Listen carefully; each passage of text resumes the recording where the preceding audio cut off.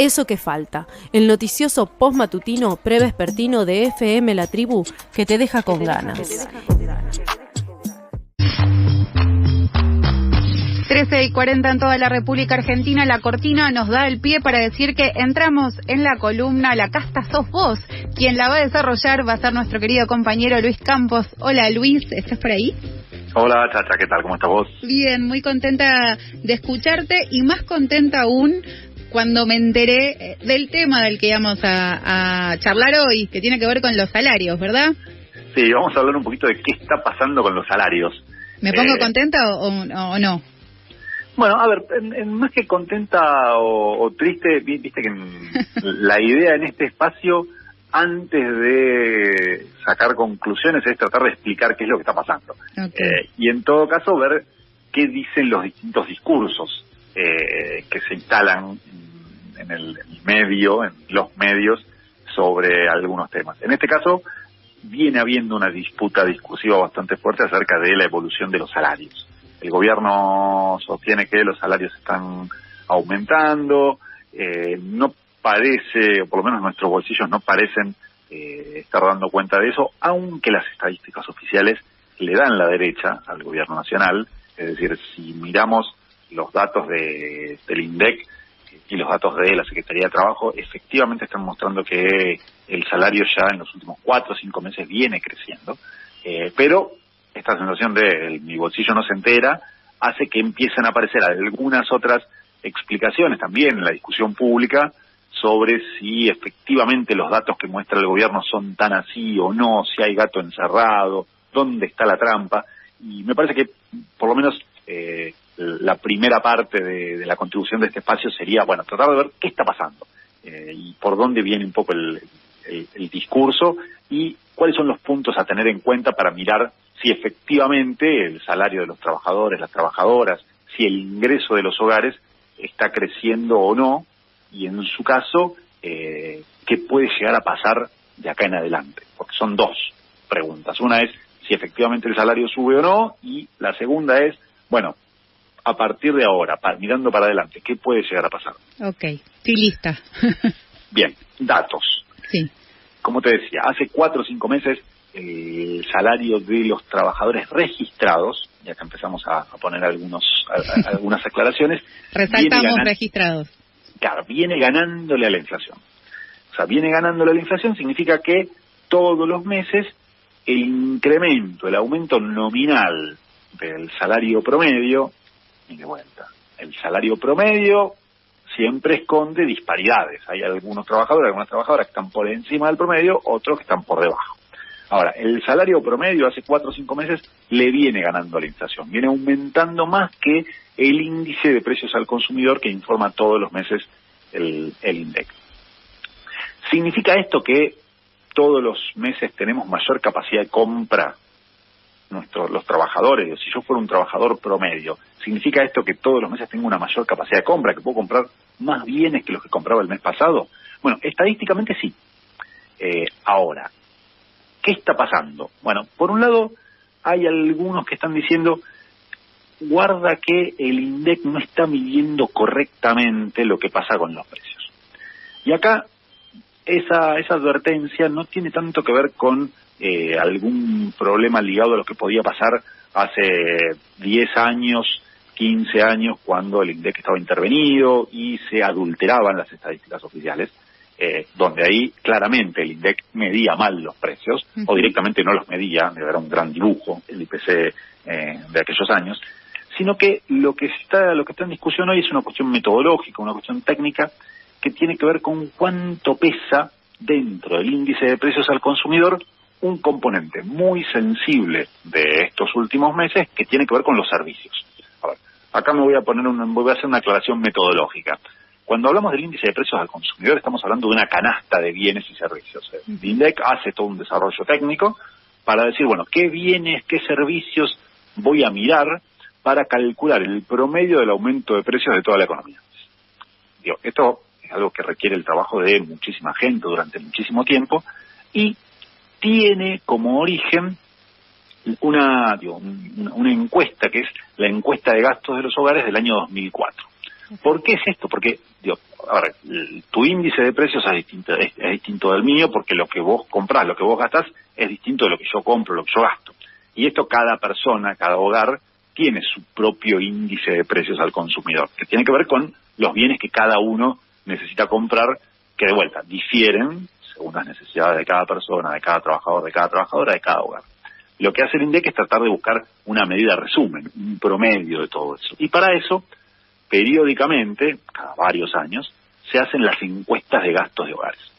Entonces, se saca un promedio de qué gastan los hogares, en qué los gastan, y dicen, bueno, el 20% del gasto de los hogares promedio va a alimentos, el 10% va a servicios, el 5% va a educación, etcétera, etcétera, etcétera. Entonces, en la encuesta de gastos de hogares del 2004, los servicios se llevaban aproximadamente el 10% del gasto promedio de los hogares. Okay. Luis, te hago una consulta, perdón, ahí el 10% de los servicios, ¿y entra ahí el transporte también? Sí, ahí creo que entraba transporte también. Sí, creo que entraba transporte. Bien. Pero ¿por qué es importante esto? Porque esto va cambiando con el tiempo.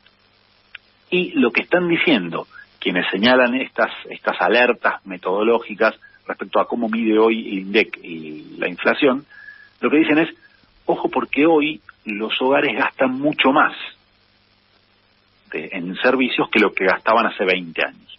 De hecho, el INDEC ya hizo una nueva encuesta de gastos de hogares en el año 2017, y a partir de esa nueva encuesta de hogares, donde los servicios efectivamente tienen un peso mayor, a partir de esa medida hay que hacer una nueva metodología para calcular el índice de precio al consumidor. Okay. Ahora, en esa nueva metodología, en ese nuevo IPC, los servicios van a pesar más, van a tener un peso más importante, el ponderador, se dice técnicamente, va a ser mayor. Con lo cual, insisto, quienes señalan esta alerta dicen, ojo que estamos mirando el índice de precio al consumidor con una canasta de bienes y servicios que es vieja, que no refleja los componentes que tiene hoy el gasto de los hogares. Y esto es importante porque, según tomemos una u otra canasta, va a ser el índice de precios al consumidor que tomemos, y en función de eso vamos a estar viendo si el salario le ganó o no le ganó la inflación. Con el gasto promedio de los hogares del 2004 le está ganando, pero con el gasto promedio del 2017 parecería que no. Entonces, esa es la primera aclaración. Ahora, hay algunas que son, te diría, más importantes. Yo te decía, hace 4 o 5 meses que el salario promedio le viene ganando la inflación, y eso es real. Sí. Ahora, eso fue después de un desplome salarial del primer trimestre que no tiene antecedentes cercanos en nuestra historia, más allá de los procesos hiperinflacionarios de fines de los años 80, principios de los años 90. Okay. Es decir, venimos recuperando un poquito después de haber caído muchísimo. Y después de haber caído muchísimo, primer trimestre de este año, luego de una caída también muy importante que fue el segundo semestre del 2023. Es decir, venimos de un porrazo tremendo, un porrazo formidable, con lo cual esta recuperación de los últimos meses por ahora viene siendo, te diría, casi anecdótica. Visible en términos estadísticos, no tanto a nivel del bolsillo de los trabajadores y las trabajadoras. Ok. Me queda claro, perdón, un segundo esto, que es la diferencia, o sea, se puede decir que se le ganó la inflación teniendo en cuenta un periodo delimitado de tiempo muy corto, por lo que planteas, venimos de una bajada, un bajón bastante importante. Si hacemos la cuenta, no en este momento, pero de la inflación o de la suba de los salarios interanual, vos nombrabas recién el segundo semestre del 2023, ¿verdad? Exacto. Entonces, o sea, el salario empezó a caer muy fuerte a partir de julio del año pasado. Bien, si comparamos, por ejemplo, del año pasado, pero marzo, ¿se entiende la cuenta que estoy haciendo? ¿Cuál sería, si está muy por debajo de la inflación? No sé cuánto es la inflación, pero es básicamente 114. Pero lo podemos poner en números. A ver, el gobierno agarra el dato, el último dato salarial que tenemos es el dato de septiembre, sí. Y lo que dice es, bueno, en comparación con marzo, que fue el piso, fue el momento más bajo, a partir de marzo es donde empieza a darse esta recuperación, sí. El salario real promedio de los trabajadores registrados creció casi un 10%. Es una suba muy importante, no es poca cosa que suba el 10% del salario en 5 meses. Ahora, si comparamos contra julio del año pasado, aún después de esta suba del 10%, todavía estamos un 13% abajo. Okay. O sea... Pero me siguen sonando muy poco, o sea, yo entiendo que hay una percepción, una interpretación de los números distinta, porque obviamente influye la vivencia personal de cada uno, pero un 13% nada más por debajo de la inflación del año pasado. Mira, un 13% casualmente fue el recorte nominal de Patricia Bullrich del 2001, que dio origen a un impacto bastante fuerte. Pero te lo pongo en otros términos. ¿Qué significa un 13%? Sí. Es como si trabajaras un mes y medio gratis. Claro. Si a vos te bajan el 13% tu salario promedio durante un año, en comparación con el año anterior, es como que un mes y medio no te lo hubieran pagado. Ahí me quedó clarísimo. Ahora, como ahí ya empieza a parecer mucho. Sí. Ahora, como vos no podés decir, bueno, yo sigo gastando igual durante 10 meses y medio y el último mes y medio del año no gasto nada, porque vos no podés hacer eso, no. Lo que haces es repartir ese gasto a lo largo del tiempo. Claro. Repartir ese ajuste a lo largo del tiempo. Bien. Pero más aún, una caída del 13% es en promedio. Pero hay bienes que uno no puede dejar de consumir. Vos hay bienes, la luz la tenés que seguir pagando, el agua la tenés que seguir pagando, la comida podrás cambiar de marca los fideos, podrás dejar de comer carne de vaca y pasar a comer. Subte. ¿Sabes por qué pienso en eso? Por el incremento de tarifas de subte, o sea, no es proporcional a ninguno de los aumentos. El subte vos lo tenés que seguir pagando. Entonces, como hay un montón de bienes de tu canasta de consumo que vos no podés reducir un 13%, eso, como estamos hablando de un promedio, lo tenés que compensar con una reducción mayor en otros bienes. Y de hecho, algunos bienes seguramente hayan tenido una caída en tu nivel de consumo muy superior a ese 13%. Tal vez del 26, del 50 o del 100%. Sí, entiendo. De hecho, esto en algunos casos aparece muy claro cuando se hacen trabajos con grupos de trabajadores y se les pregunta, bueno, ¿qué dejaron de consumir? ¿O dónde hicieron su mayor ajuste? Sí. Y lo que aparece muy fuerte es el asado y el esparcimiento. Sí, recreación es lo primero que pensé. Y ahí la caída fue muy superior al 13%. Ahí posiblemente la caída haya sido, a ver, vos salías a comer 2 veces afuera en el mes y ahora salís a comer una sola, ahí tenés una caída del 50%. Claro. Lo mismo con el asado, vos te comías 2 asados por mes, 4 asados por mes y ahora te comés la mitad, tuviste una caída del 50%. Entonces ahí la caída es mucho mayor. Y de vuelta, este crecimiento que se ve en los últimos 5 meses es un crecimiento que parte de un piso histórico de los más bajos de la historia, posiblemente sacando lo que fue mediados del 89 con la hiperinflación de Alfonsín. Okay. Pero además te agrego algo más, porque siempre estamos hablando de trabajadores registrados. No tenemos datos de qué está pasando con los no registrados. Y son un componente muy importante de la masa salarial total. Ahí no hay muchos datos, hay algunas transferencias sociales que crecieron, fundamentalmente la asignación universal por hijo, pero una de las principales fuentes de ingresos en el sector informal era el plan Potenciar Trabajo, que en el último año casi perdió el 60% de su valor. Está congelado desde noviembre del año pasado. Entonces ahí perdió casi un 60%. Estamos hablando de los trabajadores, las trabajadoras de menores recursos. Claro. Te sigo sumando datos o grupos poblacionales que no entran dentro de los trabajadores registrados, que es de lo único que habla el gobierno nacional. Okay. Jubilados, jubiladas. Estamos hablando de 3, 4 millones de personas, básicamente, que son las que perciben los saberes previsionales más bajos. Bueno, tuvieron una caída del 10% en términos reales en comparación con el promedio del año pasado, que ya era muy bajo. Estamos hablando de una caída, en algunos casos, hasta superior al 30% en términos reales, si nos vamos a periodos un poco más largos de tiempo. Claro. Pero ya solo contra el 2023, que fue un año muy malo, estamos hablando de una caída en promedio del 10% en términos reales. De vuelta, jubilados a los cuales le dijeron, bueno, hay un mes y medio del año que no vas a tener ingresos, si querés seguir sosteniendo los mismos niveles de gasto del año anterior. Es tremendo. Igual sumo a estas variables que estás diciendo que quedan un poco afuera, ¿no? De esta supuesta, en realidad este crecimiento, vamos a decirle crecimiento porque es un crecimiento, pero hay mucha gente, o por lo menos del entorno, que está teniendo trabajos registrados, pero quizás en categorías que no pertenecen.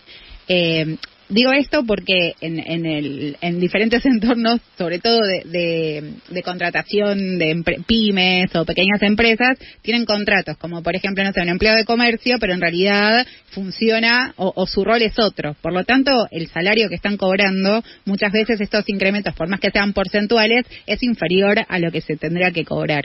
No sé si se entiende el planteo que estoy haciendo con respecto, dentro de la categoría de los trabajadores registrados, tampoco es muy probable que este crecimiento tampoco se dé en algo mucho más práctico. Sí, incluso algo que empieza a verse, que es tangencial a esto que venimos charlando, pero que va a ser muy importante, es que hay, si querés, un empoderamiento de los empleadores muy fuerte, donde pueden hacer ajustes en los derechos de los trabajadores y las trabajadoras que antes no se podía porque no estaban dadas las condiciones. Claro. Entonces, eso se ve tanto en problemas de encuadramiento, como por ejemplo lo que vos estás planteando, trabajadores, trabajadoras que deberían estar encuadrados en un convenio que tiene un salario mucho más elevado, pero que el empleador los pone en otra categoría, o en otro convenio. Que no tienen estos aumentos salariales. O sea, hay mucha gente que no está teniendo, por ejemplo, un 4,7% en septiembre. No, eso no se da. Bueno, o algo que está empezando a aparecer, que es la vuelta de los fuera de convenio.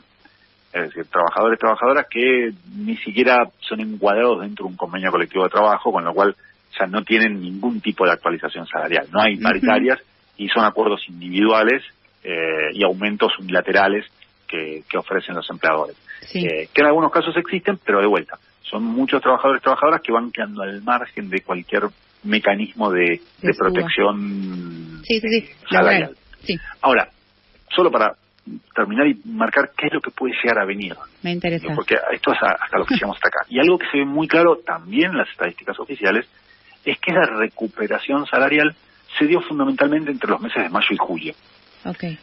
Agosto y septiembre ya mostraron una fuerte desaceleración de ese crecimiento salarial. Es decir, crece estadísticamente, de hecho en septiembre creció un 0,3%. 0,3% es nada, digo, estadísticamente, es muy poquitito. Y lo que se ve para adelante es que aún a pesar de que la inflación siga bajando, digo, el dato de octubre fue un dato que se celebró mucho el gobierno, posiblemente noviembre y diciembre, tal vez por cuestiones estacionales rebote un poquitito, pero van a seguir siendo datos relativamente bajos en comparación con el periodo reciente de nuestra historia. Pero lo cierto es que esta recuperación salarial de estos meses parece estar llegando a su fin. Vamos a un escenario de mucha mayor estabilización en materia salarial. Es decir, el mejor escenario, el escenario que está planteando el gobierno como un escenario a partir del cual vamos a crecer, es un escenario donde los salarios se van a estabilizar en los niveles actuales. Y esto se ve muy claro en el caso de los asalariados registrados, tanto en el sector público como en el sector privado. Es decir, hasta acá llegó la recuperación, se cristalizan estos salarios, estos niveles salariales, y con esto vamos a coexistir durante mucho tiempo. Y también en las jubilaciones. El cambio de fórmula lo que generó fue que las jubilaciones empiecen a ajustar por inflación y no recuperen la pérdida que tuvieron en los meses anteriores. Claro. Entonces, vamos a un escenario donde el salario se va a congelar en términos reales, que a lo sumo va a acompañar a la inflación y que tal vez en algún sector muy particular tenga algún crecimiento en términos reales, pero en promedio no va a crecer, y es un nivel salarial que en términos históricos está muy bajo. Entonces, de vuelta, el gobierno puede mostrar estadísticamente que en los últimos 4 o 5 meses el salario viene ganándole a la inflación, pero viene ganándole en el subsuelo y en magnitudes cada vez más pequeñas, en magnitudes decrecientes. Okay. Con lo cual, esta idea del relato que el salario le empieza a ganar la inflación no se va a sostener en el tiempo, y lo que seguramente termine pasando, salvo que haya modificaciones importantes en el funcionamiento de nuestra macroeconomía y de nuestro mercado de fuerza de trabajo, algo que no parece ser el escenario del corto plazo, vamos, insisto, en el mejor de los casos, hacia un escenario de estabilización en estos niveles de empleo, en estos niveles de salario, que lamentablemente para los trabajadores y las trabajadoras es un escenario de mucha privación. Bueno, la respuesta después de todas estas variables de análisis es que verdaderamente me pongo triste. Yo sé que no era la intención de... No era, pero... No, y no era... lamentablemente el tema no era un tema para traer muy buenas. No, pero viste que hablan de el incremento, de los salarios y no sé qué, y dije, bueno, en algún momento nos iba a tocar. Pero después de todo esto no, y lo peor es que estancamiento, que para mí significa básicamente la muerte, pero bueno, vamos a ver si nos organizamos y hacemos algo para que esto cambie, ¿no? Definitivamente, me parece que por ahí para terminar en otro tono, de esto solo se va a salir, y en todo caso esta dinámica solo se va a modificar con mucha organización colectiva, una organización colectiva que, como lo hemos charlado en algún otro momento, está lejos de estar anestesiada, pero se está enfrentando a dificultades, a reacomodamientos, se diría. Sí. Estamos en un escenario que es muy distinto del de hace un año atrás. Eso implica que las formas de organización colectiva tienen que reacomodarse. Reacomodémonos, no queda otra, ¿no? Reacomodémonos y vayamos. Y sí, empecemos a caminar un poquito más rápido, quizás. Gracias, Luis. Abrazo grande, chao. Nos vemos. Quien se iba es nuestro compañero Luis Campos, hablando un poco sobre, en realidad un poco no, mucho, sobre los salarios, de dónde venimos y hacia dónde vamos, con una perspectiva de no tan lindo escenario.